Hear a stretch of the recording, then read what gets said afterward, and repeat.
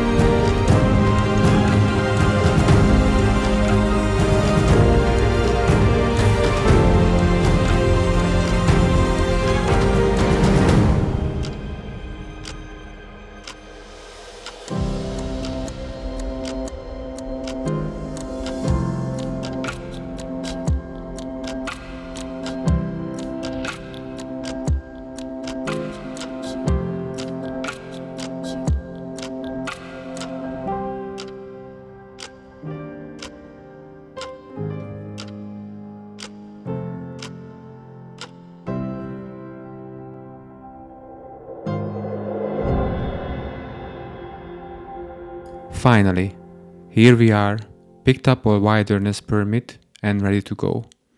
We are planning to complete the loop in about 4 days in the counterclockwise direction, which is a much steeper climb. The entire loop is about 41 miles or 66 kilometers long and climbs from Road's End at 1500 meters to Glen Pass at 3650 meters. We have a long day of hiking in the scorching heat ahead of us, but we just can't wait to start.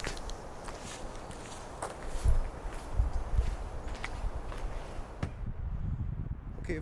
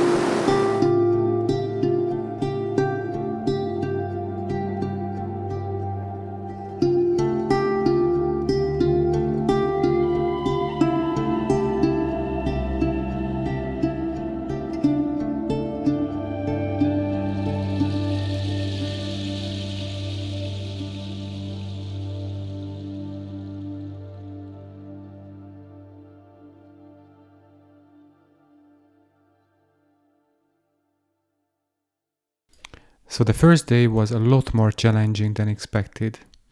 The heat of the valley, the steep climb, took our strength away. But we were so lucky to have found this gorgeous campsite near the river. So we set up camp, took some rest, because we knew we had a big day ahead tomorrow. So the plan was to set out for Glen Pass and cover as much distance as possible. We knew that we would start seeing the impact of altitude, but we were hoping that we would cope with this.